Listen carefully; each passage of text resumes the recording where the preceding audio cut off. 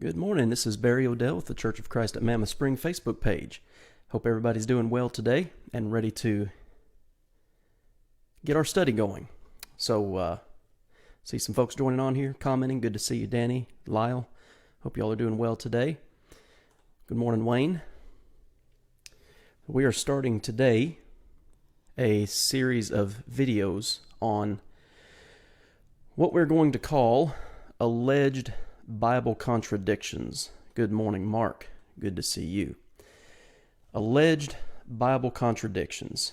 So I've talked about this in previous videos, and I think this is such an important thing to do when we start any topic, when we start any particular study, and that is to define terms.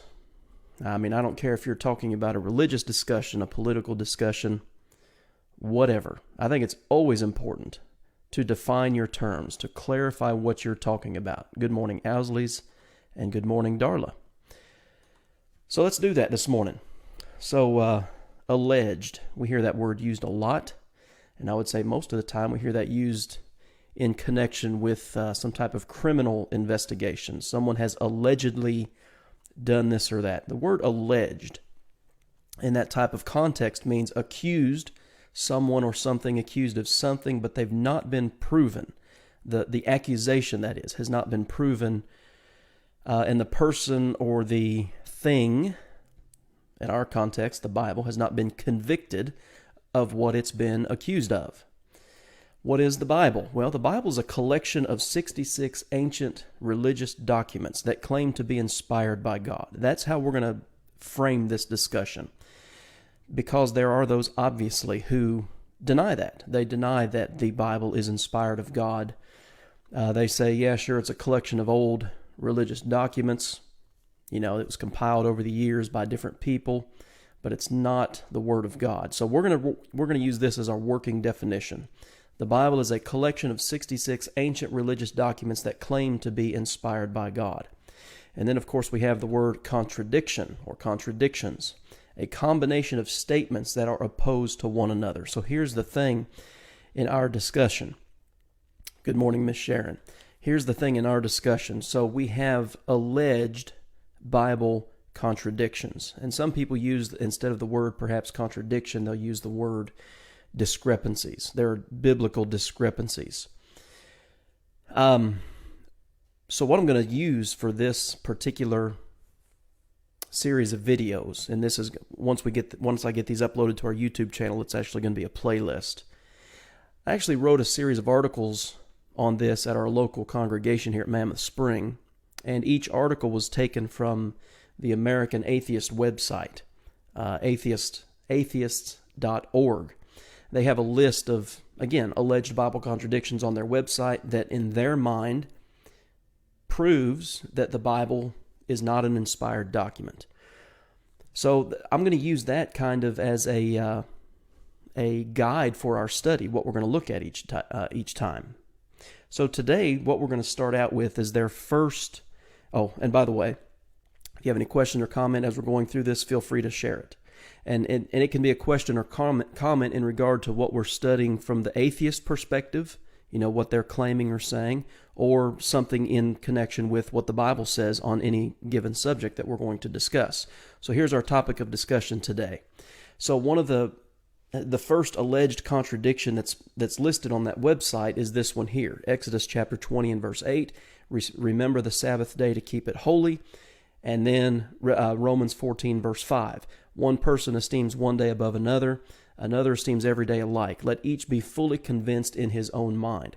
So to the atheist, obviously, and to others, this is a contradiction, an alleged contradiction. Here's what we have to understand, and this goes for any document or any, and not even necessarily a document, perhaps a speech or something of this nature, or even just a conversation with somebody. You know, we could take anything. Hey, good morning, Miss Jean. We could take anything like this, a discussion, again, a speech, a letter, you know, a document, anything like that, and we could pull a sentence from the opening paragraph and a sentence from the fourth paragraph and say, look, there's a contradiction. Okay, so just for instance, just for example, good morning, Miss Connie. Just for example, Genesis chapter 1, verse 31. So God's created everything in 6 days. He's rested on the seventh day. He looks at his creation, and it was very good, the Bible says. All right? You then turn a few pages to Genesis chapter 6, and things are so bad that he's ready to destroy it all. Now, is that a contradiction? Or do we have two different contexts? Do we have two different things being discussed? Two different things going on? Well, obviously, that's not a contradiction. God created everything. It was perfect. And when he looked at it, it was good. Well, in the process of time, God's creation deviated from his plan, and things got very bad to such an extent that he's willing to now destroy everything except for 8 individuals that he's chosen, or that he has said are good individuals, worthy of being saved. There is no contradiction there. But by pulling one statement from chapter 1 and one statement from chapter 6 without regard to the larger context, hey, that seems like a contradiction. So that's what we're going to talk about today. Remember the Sabbath day to keep it holy, and then what Paul says in Romans chapter 14. So the first thing we need to do, obviously, is look at the Sabbath. So I'm going to take my Bible to Exodus chapter 20, and we have, of course, the 10 Commandments, and this, the command to observe the Sabbath is commandment number 4. Remember the Sabbath day to keep it holy. 6 days you shall labor and do all your work. And the 7th day is the Sabbath of the Lord your God. In it you shall do no work. So that goes down through verse 11. One of the things that we need to do is obviously consider context. What's going on here? Who is talking? To whom is he talking? Why is he talking to those people? We do this with we ask these, or we should ask these types of questions when we're discussing any text of the Bible. Context. We have to set the context. Well, obviously we know if we're familiar with the Bible, we know what's going on here. Israel has been delivered from Egyptian captivity. They've crossed the Red Sea. They've come to the foot of Mount Sinai, and God's going to deliver the law. One of those requirements, or one of those laws, was remember the Sabbath to keep it holy. This is the first time this law has been implemented. This law is very specific, and not just the Sabbath, but all of these, what we call the 10 Commandments. And it's interesting when you look at the 10 Commandments, everything else under the Mosaic system really falls under each of those. And it's kind of like Jesus does in the New Testament. What's the greatest commandment, he was asked? Well, love the Lord your God and love your neighbor as yourself. Every commandment then following that comes under one of those two headings, loving God or loving man. Every one falls under one of those two. So let's do this, all right? I'm going to go now to Deuteronomy chapter 5. Deuteronomy is the second law in the sense of Moses is reviewing everything that had happened up to this point in time. One of the most important passages in understanding the law of Moses. Yeah, and Wayne, that's exactly where I'm going. Wayne makes the comment, the Sabbath day was for the Jews only. That's where we're going. So, you have one text that says, remember the Sabbath, and then you have another passage in the Bible that says, one person looks at one day a certain way, another looks at it another way. Be convinced in your own mind. So let's look at Deuteronomy 5, beginning in verse 1 here. And Moses called all Israel and said to them, Hear, O Israel, the statutes and judgments which I speak in your hearing today, that you may learn them and be careful to observe them. So verse 2, pay attention to what's said here. The Lord our God made a covenant with us in Horeb. Now, Horeb is another term that's used in the Old Testament. It's another term used for Sinai. Made it with us. Now, listen to verse 3.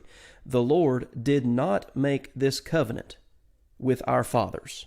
So one of the misconceptions about the Sabbath day was that it was established on the 7th day of creation. It was not.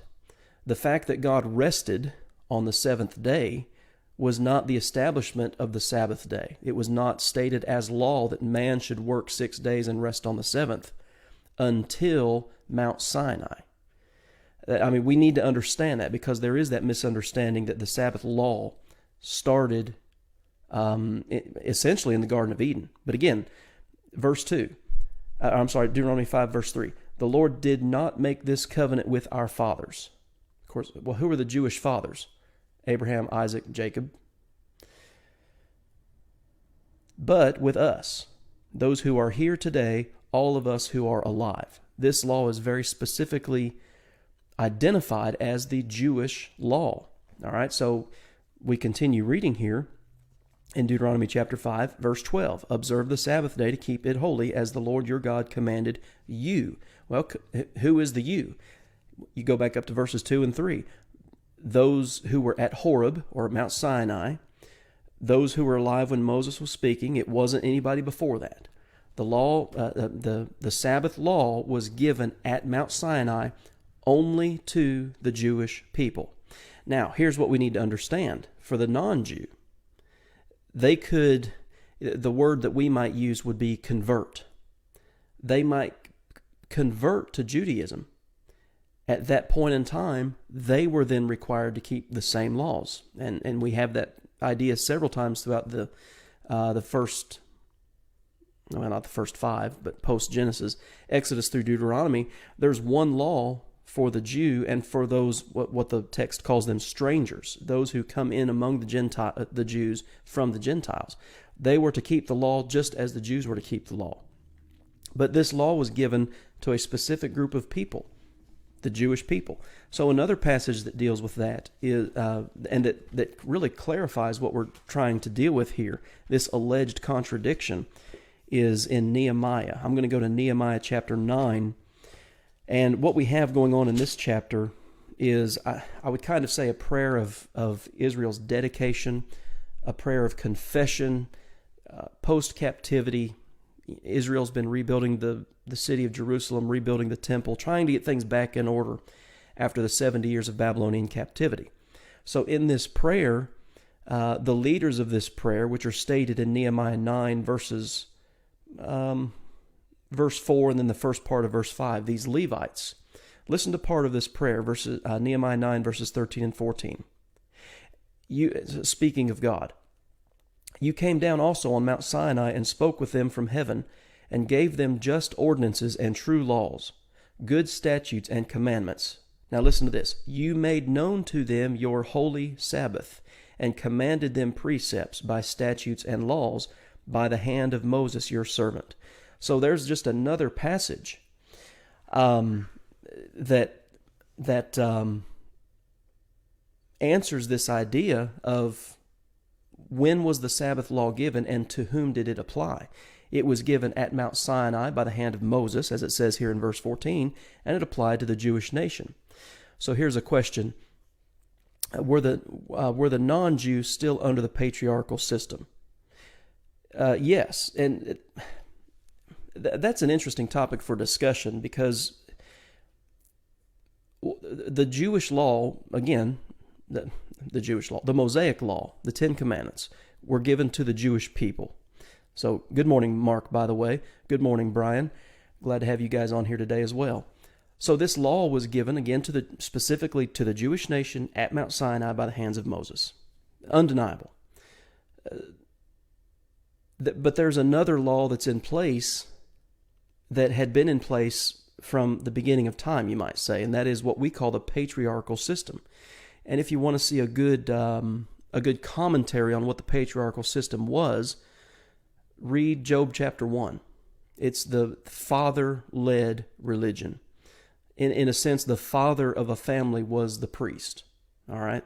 Of course, under the Mosaic system, the Levites, the tribe of Levi, was the only tribe that could serve as the priesthood. And so they were still accountable to God, yes. But in order to follow that Jewish system, they had to, what I was saying earlier, they had to convert. They had to come in and dwell among the Israelites and adopt their laws. And sometimes we use the word proselytize, convert to Judaism. So looking at this alleged Bible contradiction, we have that law. Remember the Sabbath day to keep it holy. But again, to whom was it given? By whom was it given? When was it? We've answered all of those questions. So what we need to do now is address Romans chapter 14 and see if there is any contradiction. What's going on in Romans chapter 14? Well, I guess there's a couple different ways we can look at this, or maybe address this or answer it. the first thing we have to understand is kind of what Mark brought out in his comment here,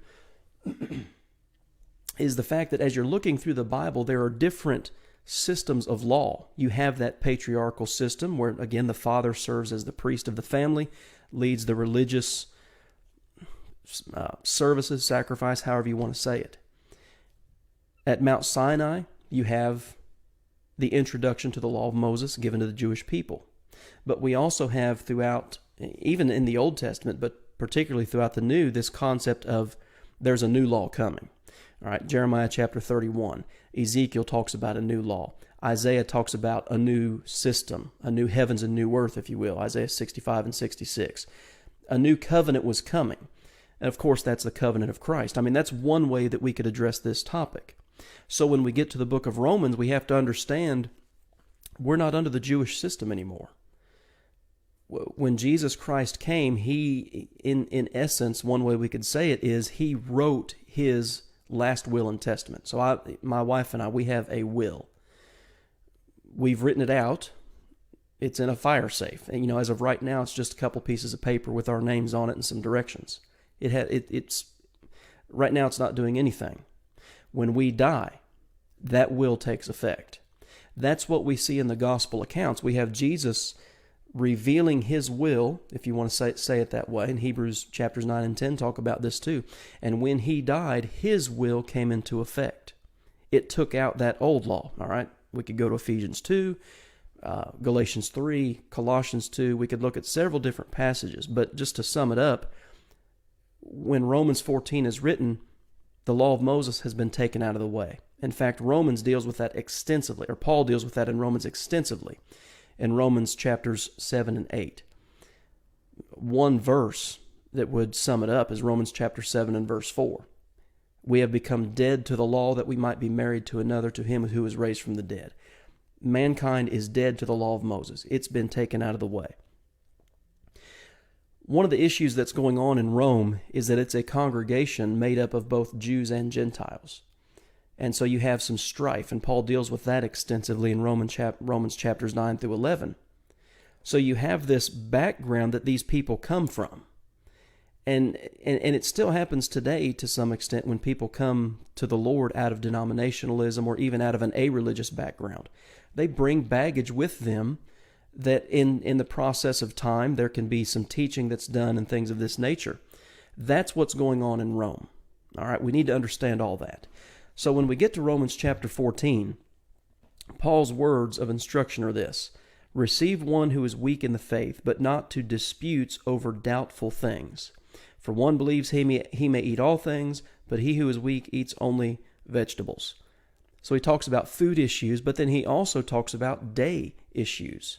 Romans chapter 14, verse 5, as I have on the screen up here. There were differences of opinion that existed.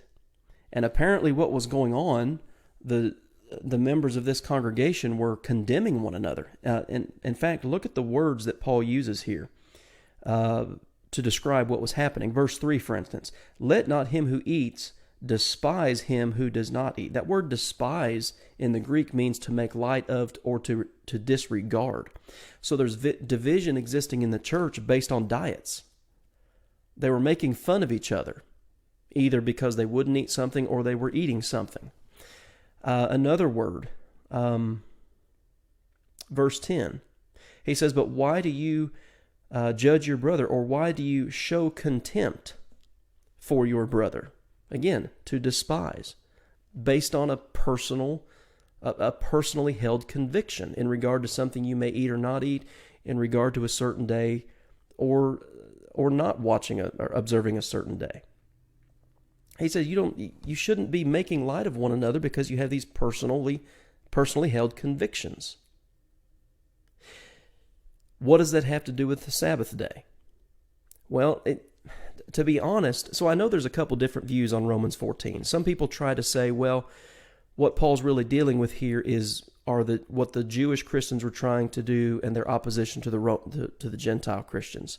Well, I don't see that in the text. There's no language indicative of that happening that it was a Jew versus Gentile or Gentile versus Jew issue. It may have been, but the text doesn't indicate that. He's just saying some of you are eating certain things, some of you are not, and you're making fun of one another. Some of you are observing certain days, some of you are not, and you're despising one another. Don't do that. You need to receive one another as Christ has received you. I don't think we can nail this down to certain Jewish observances of the Sabbath day or Jewish dietary laws. I don't see that in the text. There's nothing that indicates that to me. But he would address it in the same way if that's what were to be happening. So what we're saying here is there is no contradiction between Exodus 20 and verse 8 and Romans 14 and verse 5. For one thing, the law of Moses had been taken out of the way. Romans chapter 7 and verse 4. It was no longer applicable. They weren't living under that. We are not living under that system anymore. Now here's an interesting thing. When you come to the page, and this is for us today, when we come to the pages of the New Testament, all right, what we call the New Testament of Jesus Christ, and rightly so, we see all of these,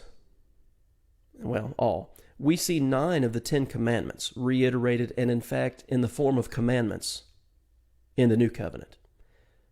The one we don't find reiterated as a commandment in the New Covenant is the observance of the Sabbath day. Now, we see Jesus going to the synagogues on the Sabbath, teaching on the Sabbath. We see Paul in his missionary journeys after the establishment of the church. We see him going to the synagogues on the Sabbath. He wasn't doing that to observe the Sabbath as a Jew.